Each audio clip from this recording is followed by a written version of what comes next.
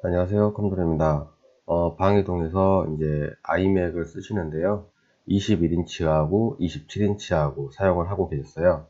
그런데 이제 사무실에서 아시다시피 좀 사용하기가 번거롭잖아요. 국내 환경에서는 조금 사용하기 힘들죠. 그래서 아이맥 부트캠프를 현장에서 조치해 드렸어요.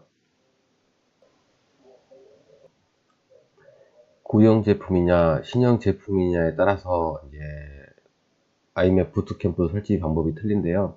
구형 같은 경우는 USB 메모리가 꼭 있어야 되고요. 신형 같은 경우는 굳이 메모리가 이제 필요 없고 이미지만 있으면 되거든요.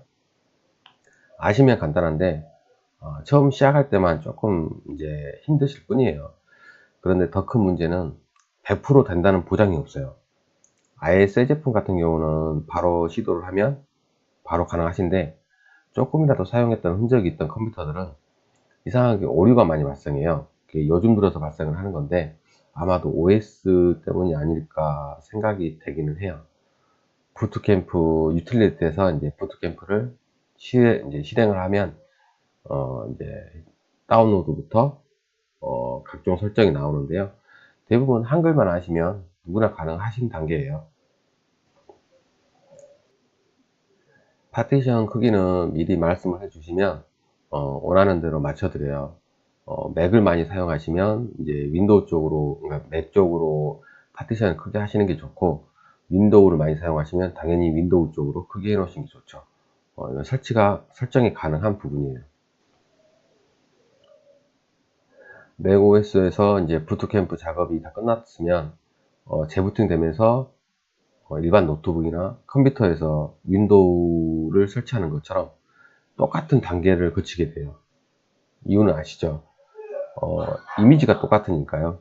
당연히 설치 과정도 똑같아요. 마찬가지로 이제 끝나면 간단한 설정이 나오고, 설정을 모두 하고 나면 바탕화면이 나오겠죠. 아이맥 부트캠프에서 이제 가장 중요한 부분인데요. 드라이버 설치죠. 구형 같은 경우는 USB를 꽂아서 진행을 했으면 USB에 부트캠프 드라이버가 들어가 있을 거고요. 그 다음에 신형 같은 경우는 파티션 하나가 생성이 되어 있을 거예요.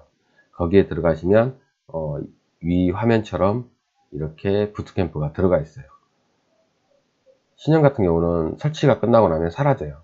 아니면 중요하다고 생각하시면 따로 복사를 해 놓으시는 게 낫고요.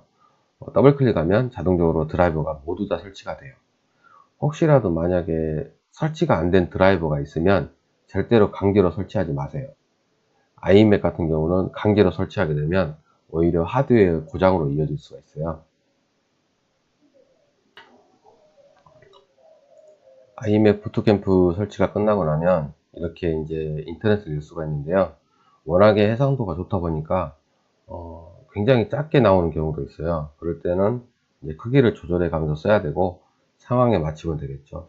이렇게 이제 방이동 컴퓨터 수리가 현장에서 조치를 해 드렸고요. 어, 아이맥 부트캠프는 솔직히 말해서 일반 컴퓨터나 노트북 비해서 쉬워요. 그런데 불안정해요. 그 불안정 때문에 현장에서 실수하는 부분도 있기는 한데요. 대부분 맥OS가 손상된 상태인데 그 손상된 상태를 모르고 부르시는 분들이 많아요.